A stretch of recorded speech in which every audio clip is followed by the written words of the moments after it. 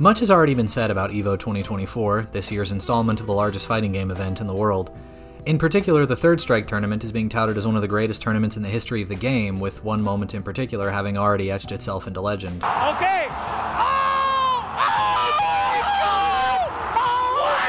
God! How did he do that? He went past the SA3! He went for the roundhouse! He jumped over completely! Do you understand? That is a worthless button! That button is so worthless! This video won't be a summary of the whole event or even that one tournament. I'll leave that to the seasoned community veterans who have been involved in the scene a lot longer than I have.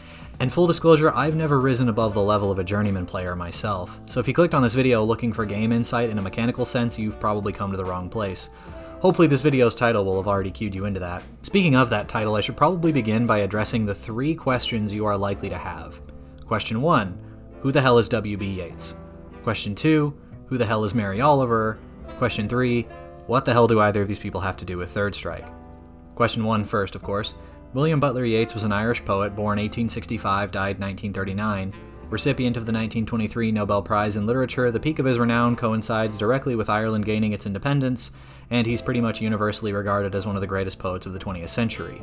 Much of his work is of great significance, including Easter 1916, a poem about the Easter Rising, and The Second Coming, a poem that itself named another deeply significant 20th century literary work, or rather, 2 works. There's a lot more I could say about the man, both good and kinda bad, but for our purposes, that's all you'll need to know. We'll be looking at one of his poems in particular, this one, To a Friend Whose Work Has Come to Nothing, published in Poetry magazine in May of 1914. It's not an especially major work of Yeats, but it's probably my favorite. At its core, the poem deals with the question of how one is to remain true to oneself as an artist in an often deeply untruthful world. I'll present the poem in its entirety at the end of the video. For now, we'll skip ahead to question 3. You'll see why later. To begin to answer that, I'll have to talk about somebody who's been talked about a lot recently. Look at this. Who do you want? We know. Look at him. He is so excited. He's like, oh, I'm old. I said, what? Just in case there are people watching this as poetry fans rather than fighting game fans, though given YouTube demographics, I highly doubt there will be many, if any, of you, a brief explanation of this guy is in order. This is Hayao. He's a Third Strike player from Japan who at time of writing is maybe the most beloved fighting game player on Earth. Among other things, he's famous for taking selfies with his opponents before matches, striking all manner of weird poses during matches, and generally looking like he's always having the time of his life. More than anything though, Hayao is famous for the character he plays, Hugo. I feel like even if you've never played a fighting game before in your life, you can take one look at this guy and immediately guess what he's like to play as. But for clarity's sake, here's what Super Combo, one of the main fighting game wikis, has to say. Quote, Hugo is Third Strike's most straightforward grappler, and as such requires exceptional patience to play.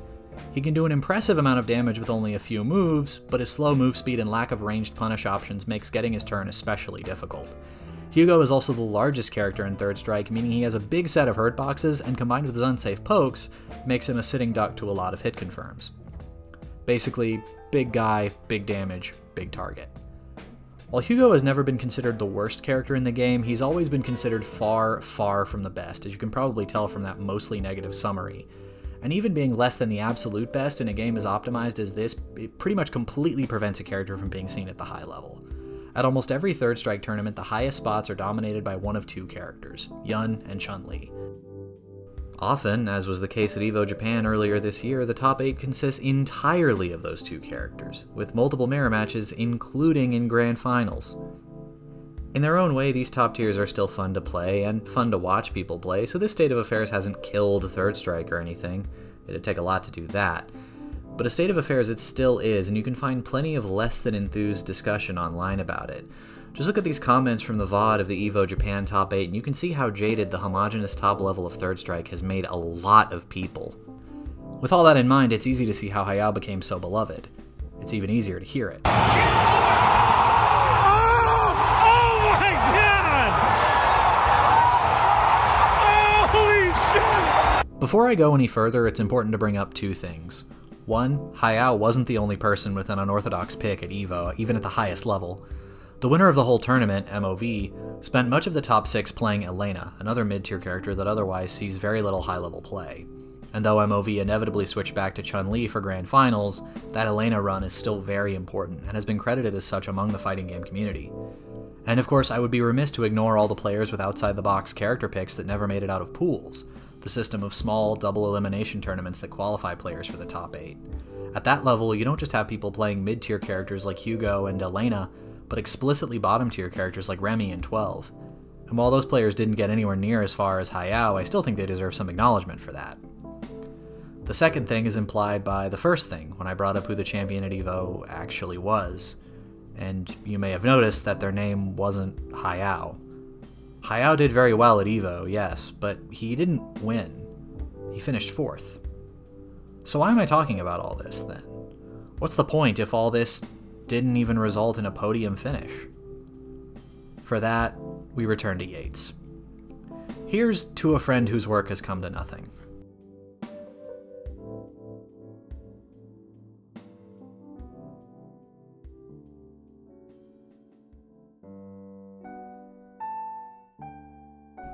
Now all the truth is out. Be secret and take defeat from any brazen throat, for how can you compete? Being honor bred with one who were it proved he lies, were neither shamed in his own nor in his neighbor's eyes. To be sure, this part of the poem isn't applicable in any one-to-one sense. In particular, its hostility, born in part out of Yeats's growing disillusionment with the literary world of his day — seriously, the guy did not suffer fools gladly — would be much too harsh for our purposes. I wouldn't categorize the people who finished ahead of Hayao at EVO as liars, for one. They're all great players and, by all accounts, great people. But what I really want to focus on is the last half of the poem. Bred to a harder thing than triumph, turn away, and like a laughing string whereon mad fingers play amid a place of stone, be secret and exult, because of all things known, that is most difficult. When a player like Hayao comes along, people always ask, why? Why spend all of this time perfecting a way of playing the game that will inevitably hurt your performance? Why not learn a character that has been shown consistently to get high results? It's especially worth asking why when you remember that high-level fighting game tournaments like EVO award cash prizes. How much money has Hayao potentially lost by playing this way? To me, the answer is simple. Hayao plays Hugo for the same reason he takes selfies with his opponent and does the splits mid-match. It's who he is. To do things any differently wouldn't be truthful to himself. And while truthfulness to oneself is often harder than triumph, it can be a hell of a lot more rewarding. Hayao didn't win at EVO. He took 4th.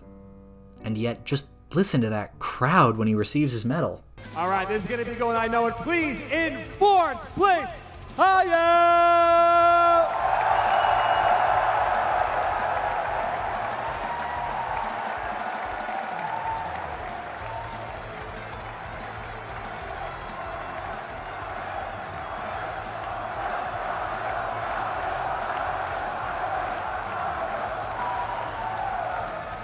I don't want to come off like I'm ignoring the elephant in the room.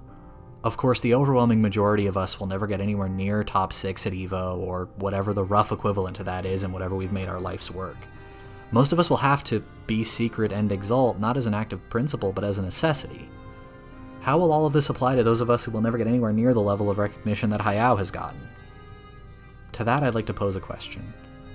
Do you think Hayao only acts that way when he's on a stage like EVO? Or do you think he acts like that nearly every time he plays? I don't know Hayao personally, and I don't know if either answer is entirely true, but if I were to hazard a guess, I'd say that the second answer is the one closer to the truth. Probably much closer. You don't just decide to bring that kind of energy to what you're doing out of the blue, you commit to bringing it every day. And sometimes you make it pretty far. Other times you don't. But almost always your life is better for having brought it. For having brought yourself. I'm realizing that I've written all of these words to essentially tell an audience of, I assume, mostly grown adults to be yourself.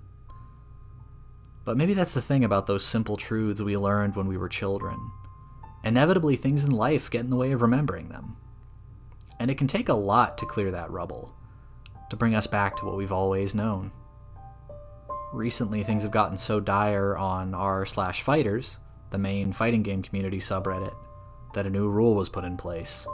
It reads, "This is not a mental health subreddit. Fighting games are hard, and it sucks to feel like you aren't improving at a game that you love.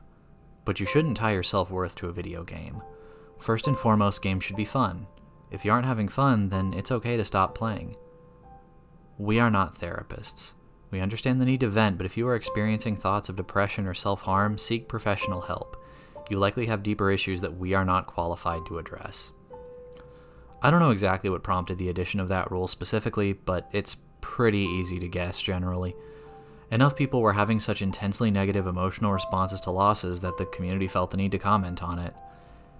And to those people, well, first I'd like to echo what that Reddit rule said. Please, if it's reached the point of crisis, seek professional help. But beyond that, if you're feeling inadequate because of your win rate, I'd urge you to remember that you have a lot more to give the world than your skill at a video game or whatever else it is that you're trying to better yourself at. You don't need to be the best. Hayao wasn't.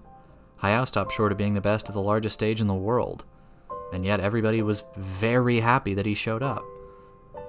If you show up, in whatever way you are able to show up, I promise that there will always be somebody who was glad you did. Always. Even if that person is just you.